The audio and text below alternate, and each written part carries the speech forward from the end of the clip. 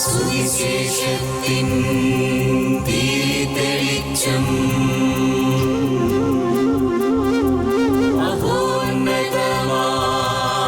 ആത്മാർപ്പണം വചനം സത്യം ജീവദായകം വചനം സത്യം ജീവദായകം വചനം സത്യം ജീവദായകം.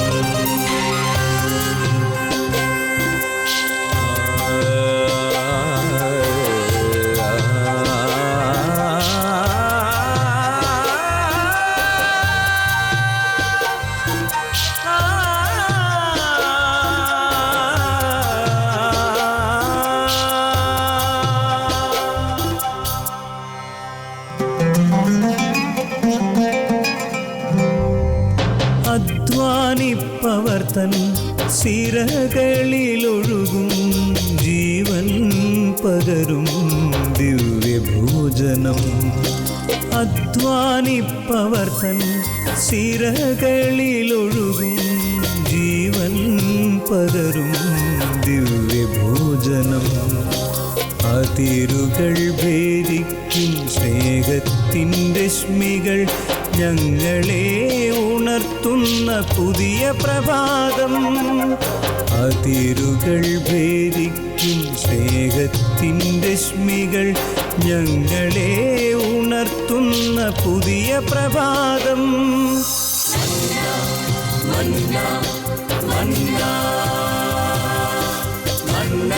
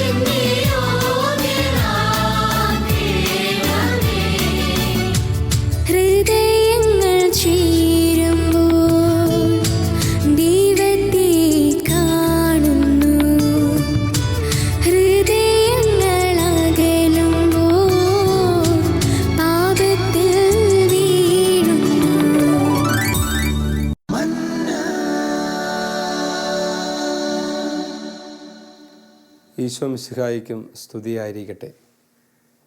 മിശിഹായിൽ പ്രിയ സഹോദരി സഹോദരന്മാരെ, മനുഷ്യജീവിതം ഒത്തിരിയേറെ അപ്രതീക്ഷിതമായ മുഹൂർത്തങ്ങൾ നിറഞ്ഞൊരു ജീവിതമാണ്.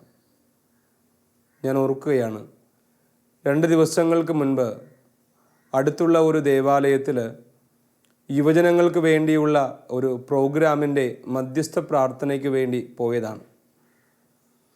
1 മണിക്കൂറുള്ള പ്രാർത്ഥനയ്ക്ക് ശേഷം വികാരി അച്ഛൻ്റെ റൂമിലേക്ക് ചെന്നപ്പോൾ വികാരി അച്ഛനും അവിടെ ഉണ്ടായിരുന്ന ഇടവകക്കാരും എല്ലാവരും പറയുന്നു, ഒരു മനുഷ്യന് വേണ്ടി പ്രത്യേകം പ്രാർത്ഥിക്കണം.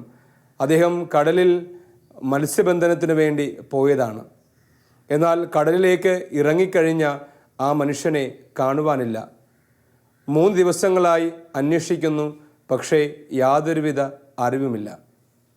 അദ്ദേഹം കടലിൽ പോയി അവിടെ വെച്ച് കാണാതായി എന്നത് മാത്രമല്ല പ്രതീക്ഷിക്കാത്ത കാര്യം, അദ്ദേഹം എപ്പോഴും മത്സ്യബന്ധനത്തിന് വേണ്ടി പോകുമ്പോൾ കടലിലേക്ക് ഇറങ്ങുകയും ആഴങ്ങളിലേക്ക് പോവുകയും അങ്ങനെ നീന്തൽ പരിചയമുള്ള ഒരു മനുഷ്യനാണ്. പക്ഷേ എന്നിട്ടും പ്രതീക്ഷിക്കാത്ത അവസരത്തിൽ, പ്രതീക്ഷിക്കാത്ത നിമിഷത്തിൽ അദ്ദേഹത്തിൻ്റെ ജീവൻ പോലും നഷ്ടപ്പെട്ട് കാണും എന്ന ചിന്തയാൽ കഴിയുന്ന ഒരു ജനത. 2-3 ദിവസങ്ങൾക്ക് മുൻപ് എൻ്റെ കൂടെയുള്ള 2 വൈദിക വിദ്യാർത്ഥികൾ അവരുടെ സീനിയർ വൈദിക വിദ്യാർത്ഥിയായ തിയോളജി 2ാം വർഷം പഠിക്കുന്ന ഒരു സഹോദരനെ ശുശ്രൂഷിക്കുവാൻ വേണ്ടി പോയിട്ട് തിരികെ എത്തി. പൗരോഹിത്യത്തിന് വെറും 2 വർഷങ്ങൾ മാത്രം ബാക്കി നിൽക്കെ അദ്ദേഹത്തെ ക്യാൻസർ എന്ന രോഗം പിടിപെട്ടിരിക്കുന്നു. ഇന്ന് അദ്ദേഹം ഒത്തിരിയേറെ നിരാശയിൽ, സംസാരിക്കുവാൻ പോലും കഴിയാതെ ബുക്കിൽ എഴുതി കാണിക്കുന്നു, നേഴ്സുമാരോട് പറഞ്ഞ് എങ്ങനെയെങ്കിലും എൻ്റെ ജീവൻ നശിപ്പിക്കുവാനായിട്ട് പറയൂ എന്ന് പറഞ്ഞുകൊണ്ട് മരണത്തെ മുഖാമുഖം കാണുന്ന ഒരു വൈദിക വിദ്യാർത്ഥി. ഞാൻ പറഞ്ഞു വരുന്നത്, നമ്മുടെ ഓരോരുത്തരുടെയും ജീവിതം ക്ഷണികമാണ്. പ്രതീക്ഷിക്കാത്ത സമയത്താണ് മരണം നമ്മുടെ ജീവിതത്തിലേക്ക് കടന്നു വരുന്നത്.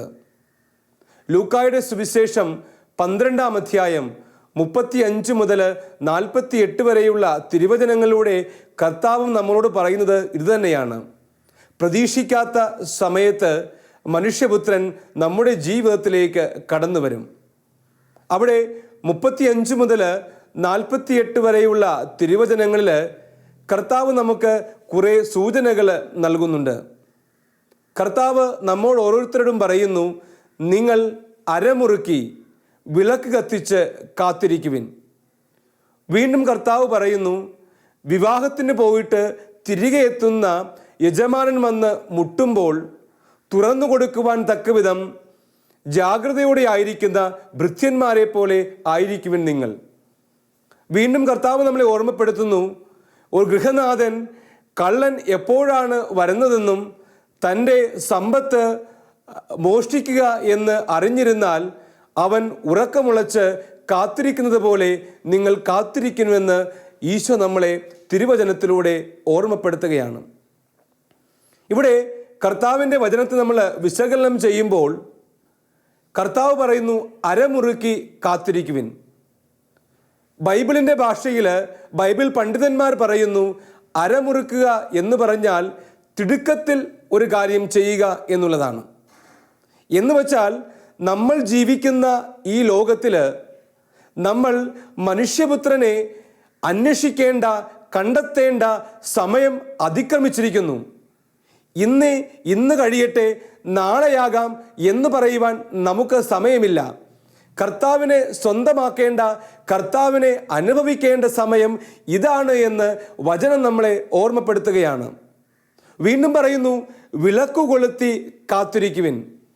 അതായത് രാത്രിയിൽ പോലും രാത്രിയാണോ പകലാണോ എന്ന വ്യത്യാസം കൂടാതെ കർത്താവിന് വേണ്ടി അന്വേഷിക്കേണ്ട, കർത്താവിനെ സ്വന്തമാക്കേണ്ടതിൻ്റെ ആവശ്യകതയാണ് വചനം ഊന്നിപ്പറയുന്നത്. എൻ്റെ മനസ്സിലേക്ക് വരുന്ന ചിന്ത, 2 മാസമായിട്ട് ഞാനിപ്പോൾ തിബേരിയാസ് എന്ന് പറയുന്ന ഡി അഡിക്ഷൻ സെൻ്ററിൽ ശുശ്രൂഷ ചെയ്യുകയാണ്. ഓരോ മാസവും ഓരോ ബാച്ചിലും 40ഉം 45ഉം പുരുഷന്മാര്, യുവാക്കള്, പിതാക്കന്മാര് വന്ന് ധ്യാനിച്ച് കടന്നു പോകുമ്പോൾ എന്നെ ആശ്ചര്യപ്പെടുത്തുന്ന ചിന്ത, മനുഷ്യൻ ദൈവത്തെക്കുറിച്ചോ നവീകരണത്തെക്കുറിച്ചോ ബോധവാനല്ല. മറിച്ച് എൻ്റെ ശരീരത്തിന് സുഖം തരുന്ന, എൻ്റെ ജീവിതത്തെ കുറെ കൂടി മനോഹരമാക്കുന്ന, ഈസിയാക്കുന്ന എല്ലാത്തിനെയും വാരി വിഴുങ്ങുവാൻ, എല്ലാത്തിനു പിന്നാലെയും പായുന്ന ഒരു ലോകത്തിലാണ് മനുഷ്യൻ ജീവിക്കുക എന്നുള്ള വസ്തുതയാണ് പലപ്പോഴും മനസ്സിലാക്കുവാനായിട്ട് സാധിക്കുക. അവർക്ക് മദ്യവും മയക്കുമരുന്നും അതാണ് ലഹരി. ദൈവത്തിൻ്റെ സ്നേഹം, ആ ദൈവസ്നേഹ ലഹരിയിലേക്ക് കടന്നു വരുവാനായിട്ട് മനുഷ്യന് സമയമില്ല. ഇന്ന് പല സ്ത്രീകളും എന്തുകൊണ്ട് ദേവാലയത്തിൽ വരുന്നില്ല, എന്തുകൊണ്ട് കുദാശകൾ ഒരുക്കത്തോടുകൂടി സ്വീകരിക്കുന്നില്ല എന്ന് ചോദിക്കുമ്പോൾ അവർ പറയും, ഒത്തിരിയേറെ പ്രാരാബ്ധങ്ങളുണ്ട്, അധ്വാനിച്ചിട്ട് സമയമില്ല പള്ളിയിൽ വരാനായിട്ട്, എനിക്ക് 1-2 കുഞ്ഞുങ്ങളുണ്ട്, അവരെയും കൊണ്ട് ദേവാലയത്തിലേക്ക് വരുവാനായിട്ട് സാധ്യമല്ല, സ്വസ്ഥമായിട്ട് പ്രാർത്ഥിക്കുവാൻ സാധിക്കില്ല എന്നുള്ള ഒത്തിരിയേറെ ന്യായങ്ങൾ പറയുന്നു. ഇവിടെയാണ് വചനത്തിൻ്റെ പ്രശസ്തി. യജമാനൻ ഒത്തിരിയേറെ പേരെ തൻ്റെ വിരുന്നിലേക്ക് ക്ഷണിക്കുകയാണ്. എന്നാൽ വിരുന്നിന് സമയമായപ്പോൾ തൻ്റെ ഭൃത്യന്മാരെ അയച്ചു. അവരെല്ലാം പറഞ്ഞു, ഞാൻ പുതിയ കാളയെ വാങ്ങിച്ചിരിക്കുന്നു, എനിക്ക് അതിനെ പരീക്ഷിക്കേണ്ടിയിരിക്കുന്നു, ഞാൻ വിവാഹം കഴിച്ചു, അതുകൊണ്ട് എനിക്ക് വരുവാനായിട്ട് സമയമില്ല. വിരുന്നൊരുക്കിയ രാജാവ് ഭൃത്യന്മാരോട് പറയുന്നു, എങ്കിൽ നിങ്ങൾ വഴിക്കവലകളിലേക്ക് പോയിട്ട് അവിടെ കാണുന്ന എല്ലാവരെയും കൂട്ടിക്കൊണ്ടുവരുവിൻ. പ്രിയമുള്ളവരെ, ഒത്തിരിയേറെ ജീവിതത്തിൻ്റെ സുഖത്തിൻ്റെയും ശരീരത്തിൻ്റെ സന്തോഷത്തിൻ്റെയും പിന്നാലെ പായുമ്പോൾ നമുക്കും സംഭവിക്കാൻ പോകുന്ന ദുരന്തം ഇതാണ്. പ്രതീക്ഷിക്കാത്ത സമയത്ത് കർത്താവ്, മനുഷ്യപുത്രൻ നമ്മുടെ ജീവിതത്തിലേക്ക് കടന്നു വരുമ്പോൾ നമുക്കവനെ സ്വീകരിക്കുവാൻ കഴിയാതെ പോകുന്ന ഒരവസ്ഥ. വീണ്ടും വചനം നമ്മളോട് ലൂക്കായുടെ സുവിശേഷം 12-ാം അധ്യായത്തിൽ പറയുന്നു, ഒരു ഗൃഹനാഥൻ കള്ളനെ പ്രതീക്ഷിച്ച് കാത്തിരിക്കുന്നത് പോലെ നമ്മൾ കാത്തിരിക്കുവിൻ. അതായത് നമ്മുടെ ജീവിതത്തിലേക്ക് അനർത്ഥമായിട്ടുള്ള, നമുക്ക് അപകടകരമായിട്ടുള്ള കാര്യങ്ങൾ സംഭവിക്കാതിരിക്കുവാനായിട്ട് നമ്മൾ ജാഗ്രതയോടെ കർത്താവിന് വേണ്ടി അന്വേഷിക്കുകയും കർത്താവിനെ സ്വന്തമാക്കുകയും ചെയ്യേണ്ട ആവശ്യകത നമ്മളെ ഓരോരുത്തരെയും ഓർമ്മപ്പെടുത്തുകയാണ്. ആകയാൽ എന്നെ ശ്രവിക്കുന്ന സഹോദരീ സഹോദരന്മാരെ, കാലം ഒത്തിരി അതിക്രമിച്ചിരിക്കുന്നു, കാലം കടന്നു പോയിരിക്കുന്നു. നമ്മുടെ ജീവിതത്തിൽ രക്ഷ സാധ്യതമാകേണ്ട സമയം, നിമിഷം ഇതാണ്. ഒത്തിരിയേറെ ജീവിതത്തിൻ്റെ സുഖവും സന്തോഷവുമൊക്കെ അനുഭവിച്ചിട്ട് ജീവിതത്തിൻ്റെ അവസാനത്തോട് അടുക്കുമ്പോൾ, വയസ്സാകുമ്പോൾ കുറച്ച് കൊന്ത ചൊല്ലി എല്ലാ ദിവസവും പള്ളിയിൽ പോയി രക്ഷ സാധ്യമാക്കാം എന്ന് നിങ്ങൾ വിചാരിക്കുന്നെങ്കിൽ അത് നമ്മുടെ വ്യർത്ഥമോഹമാണ്. അതുകൊണ്ട് നമുക്ക് കർത്താവിങ്കലേക്ക് തിരിച്ചു വരാം. നമ്മുടെ സമയം ഇതാണ്. കൂദാശകളെയും വ്യക്തിപരമായ പ്രാർത്ഥനകളെയും ഒക്കെ വിലപ്പെട്ടതായി കണ്ടുകൊണ്ട് പ്രാർത്ഥനയിലൂടെ, കൂദാശകളിലൂടെ നമുക്ക് കർത്താവിനെ അനുഭവിക്കാം. രക്ഷയുടെ അനുഭവത്തിലേക്ക് നമുക്ക് കടന്നു വരാം. ഒപ്പം നമ്മൾ രക്ഷയുടെ അനുഭവത്തിലേക്ക് കടന്നു വരുന്നത് പോലെ തന്നെ രണ്ടാമത്തെ ഒരു വശം ഫ്രാൻസിസ് മാർപ്പാപ്പ നമ്മളെ ഈ കാലഘട്ടത്തിൽ ഓർമ്മപ്പെടുത്തുന്നു. മാമോദീസ എന്ന കൂദാശയിലൂടെ ആരൊക്കെ ഒരു കത്തോലിക്കനായിട്ട് മാറുന്നു അവർക്കെല്ലാവർക്കും സുവിശേഷത്തിൻ്റെ സന്തോഷം ലോകവുമായിട്ട്, മറ്റു മനുഷ്യരുമായിട്ട് പങ്കുവയ്ക്കേണ്ടതിൻ്റെ ആവശ്യകത പരിശുദ്ധ പിതാവ് നമ്മളെ ഓർമ്മപ്പെടുത്തുന്നു. പ്രിയമുള്ള സഹോദരങ്ങളെ, ഒത്തിരിയേറെ തിന്മകളുടെ ലോകത്തിലാണ് മനുഷ്യനിന്ന് കടന്നു പോകുന്നത്. നമ്മുടെ പത്രങ്ങളിൽ നിന്ന് നമ്മൾ ഓരോ പ്രഭാതത്തിലും വായിക്കുവാനായിട്ട് എടുക്കുമ്പോൾ നമ്മളെ ഒത്തിരിയേറെ ദുഃഖിപ്പിക്കുകയാണ്. അക്രമവും വിദ്വേഷവും കാരണം പരസ്പരം ഒരു സ്നേഹമോ കരുണയോ ഒന്നുമില്ലാതെ സഹോദരങ്ങളെ കൊന്നൊടുക്കുന്ന ഒരു ലോകം. നമ്മുടെ കുടുംബത്തിലും നമ്മുടെ സമൂഹത്തിൽ പോലുമൊക്കെ അവരുടെ നന്മ ആഗ്രഹിക്കാതെ അവന് വേണ്ടി മദ്യവും മയക്കുമരുന്നുമെല്ലാം പ്രൊവൈഡ് ചെയ്യുന്ന, അതിൻ്റെ ഏജൻസായിട്ട് മാറുന്ന മനുഷ്യര്, ലൈംഗികതയെ, ദൈവത്തിന് ദാനമായ ലൈംഗികതയെ ഇന്ന് ചൂഷണം ചെയ്തുകൊണ്ട് ശരീരത്തിന് സുഖത്തിന് വേണ്ടി ഭാര്യയും മക്കളെയും പെങ്ങാമാരെയും അമ്മമാരെയും പോലും അവരുടെ ശരീരത്തെ ദുരുപയോഗം ചെയ്യുന്ന, അവരെ വിൽക്കുന്ന ഒരു ലോകത്തിൽ നമ്മൾ ജീവിക്കുന്നു. അവിടെ കർത്താവിൻ്റെ സുവിശേഷത്തിൻ്റെ സന്തോഷം, ഈശോയുടെ സ്നേഹം, ഈശോയുടെ കരുണ എന്താണെന്ന് പകർന്നു കൊടുക്കുവാനായിട്ടുള്ള വലിയ ഉത്തരവാദിത്വം നമുക്ക് ഓരോരുത്തർക്കുമുണ്ട്. അതിനുള്ള സമയമിത ആഗതമായിരിക്കുകയാണ്. അതുകൊണ്ട് ഞാൻ അനുഭവിക്കുന്ന ദൈവത്തിൻ്റെ സ്നേഹം, കർത്താവിൻ്റെ കരുണ, അത് എൻ്റെ ലോകത്തിന്, എൻ്റെ സഹോദരങ്ങൾക്ക് പകർന്നു കൊടുക്കുവാനായിട്ടുള്ള വലിയ ഉത്തരവാദിത്വം നമുക്കിന്നുണ്ട്. നമ്മളിവിടെ ഭയത്തോടുകൂടി കാണുന്ന ഒരു കാര്യം, മനുഷ്യനിന്ന് ദൈവത്തെ അന്വേഷിക്കുന്നത് അവൻ്റെ സ്വാർത്ഥപരമായ കാര്യങ്ങൾ നിവർത്തിയാക്കുവാൻ വേണ്ടിയാണ്. കാര്യം ശരിയാണ്. ഒത്തിരിയേറെ മനുഷ്യരിന്ന് ധ്യാന കേന്ദ്രങ്ങളിലേക്കും പള്ളികളിലേക്കുമൊക്കെ ഓടിക്കൂടുന്നുണ്ട്. പക്ഷേ ഇവിടെയെല്ലാം എൻ്റെ മനസ്സിലേക്ക് ഓർമ്മ വരുന്നത്, ഈശോയെ അനുഗമിച്ച വ്യക്തികളോട് ഈശോ ചോദിക്കുന്നുണ്ട്, നിങ്ങൾ എന്ത് അന്വേഷിക്കുന്നു? തന്നെ അനുഗമിച്ച വ്യക്തികളുടെ മനസ്സ് വായിച്ചിട്ട് ഈശോ ചോദിക്കുന്ന ഒരു ചോദ്യമാണിത്. കാരണം ഈശോയ്ക്ക് മനസ്സിലായി, താൻ 5000 പേർക്ക് അപ്പം വർദ്ധിപ്പിച്ചു കൊടുത്തു, ഒത്തിരിയേറെ രോഗികൾക്ക് സൗഖ്യം പകർന്നു. അതുകൊണ്ട് ഈശോ ചെയ്യുന്ന കാര്യങ്ങൾ കണ്ടു രസിക്കുവാൻ, അപ്പം കിട്ടുവാനായിട്ട് ഒത്തിരിയേറെ മനുഷ്യര് തന്നെ അനുഗമിക്കുന്നു എന്ന് മനസ്സിലാക്കിയിട്ട് ഈശോ ചോദിക്കുന്നുണ്ട്, നിങ്ങൾ എന്തന്വേഷിക്കുന്നു? ഇന്ന് ലോകത്തിൽ ഒത്തിരിയേറെ മനുഷ്യര് പള്ളികളിലേക്ക് കയറുന്നത്, ധ്യാന കേന്ദ്രത്തെ സമീപിക്കുന്നത് അവരുടെ വ്യക്തിപരമായ സ്വാർത്ഥപരമായ കാര്യങ്ങൾ നിവർത്തിയാക്കുവാൻ വേണ്ടിയാണ്.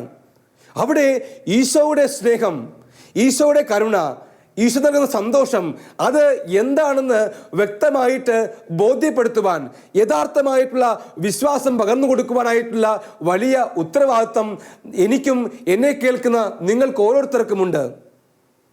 ഇന്ന് ഒത്തിരിയേറെ മനുഷ്യര് കുടുംബങ്ങൾ ഉപേക്ഷിച്ച്, ജോലി പോലും ഉപേക്ഷിച്ച് വചനം പങ്കുവയ്ക്കുന്ന ഒത്തിരിയേറെ നല്ല വചനപ്രഘോഷകര്, വൈദികര്, സന്യസ്തര്, അൽമായര് നമുക്കിന്നുണ്ട്. എന്നാൽ ചുരുക്കം ചിലരാണെങ്കിൽ പോലും ഇന്ന് വചനപ്രഘോഷണത്തെ ഒരു സമ്പാദനത്തിന് വേണ്ടി പണമുണ്ടാക്കുന്ന, ഒരു പ്രശസ്തി ഉണ്ടാക്കുന്ന ഒരു ഉപാധിയായിട്ട് കാണുന്നവരും ഇന്നുണ്ട്. ഞാൻ ഓർക്കുകയാണ്, ഒരു മനുഷ്യൻ എന്നോട് പറയുകയായിരുന്നു, അച്ഛാ, ഇന്ന് ധ്യാനങ്ങൾ വെച്ചാൽ വചനം പ്രഘോഷിക്കുവാനായിട്ട് വചനപ്രഘോഷകരെ കിട്ടുന്നില്ല. കാരണം ഒത്തിരിയേറെ പ്രശസ്തരായിട്ടുള്ള വചനപ്രഘോഷകര് വചനം പങ്കുവച്ച വേദിയിൽ ഞാൻ പങ്കുവച്ചാൽ അതിന് വിലയുണ്ടാകില്ല എന്ന് പേടിക്കുന്ന ഒത്തിരിയേറെ മനുഷ്യര്.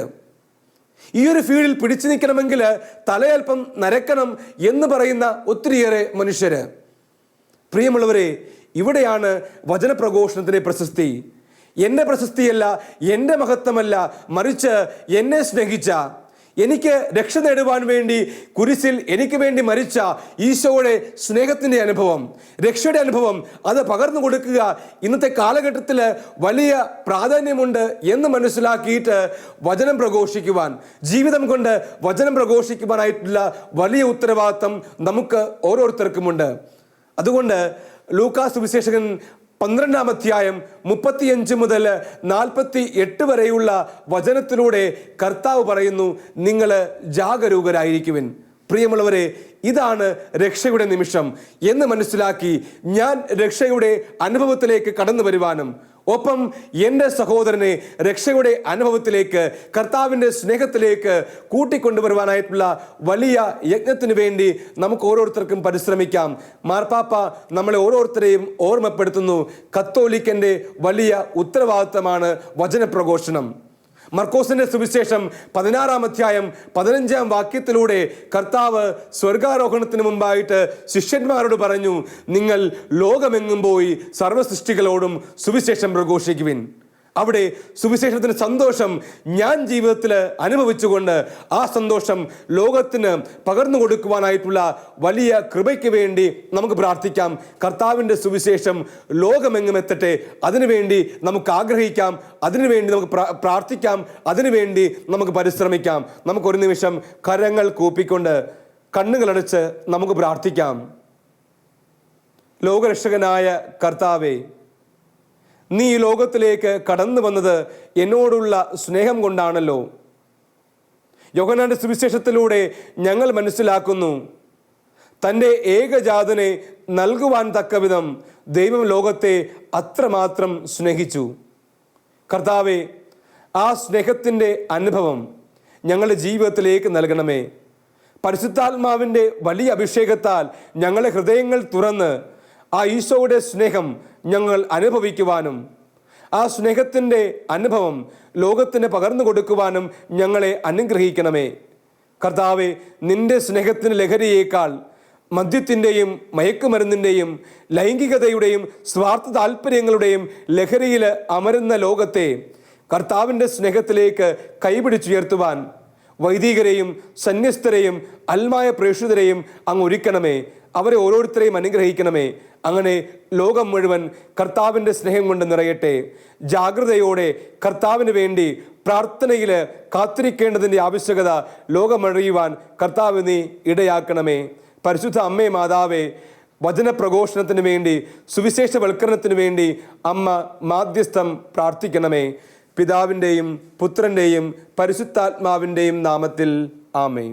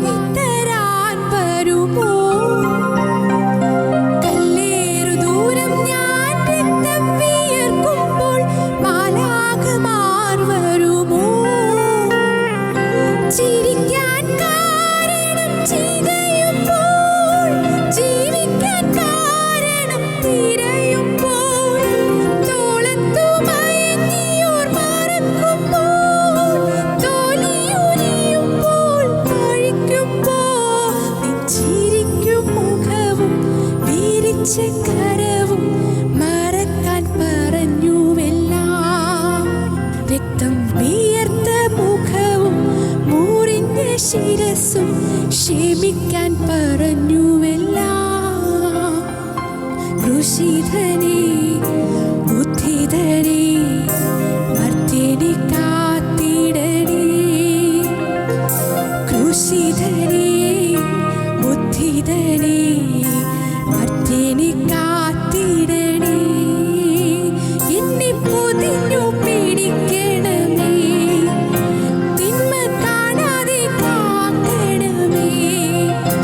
എന്നെ പൊതിഞ്ഞു പിടിക്കണമേ, തിന്മ കാണാതെ കാക്കണമേ. ഈശോ നിൻ ഹൃദയത്തിനുള്ളിൽ, ഈശോ നിൻ മേലങ്കിക്കുള്ളിൽ, ഈശോ നിൻ ഹൃദയത്തിനുള്ളിൽ, ഈശോ നിൻ മേലങ്കിക്കുള്ളിൽ. ഈശോയെ നിൻ രൂപം കാണുമ്പോഴെൻ മുഖം ശോഭിതമാകും. ഈശോയെ നീ എന്നിൽ വാഴുമ്പോഴെന്നുള്ളം സ്വർഗമായി തീരും. ആ ആ ആ ആ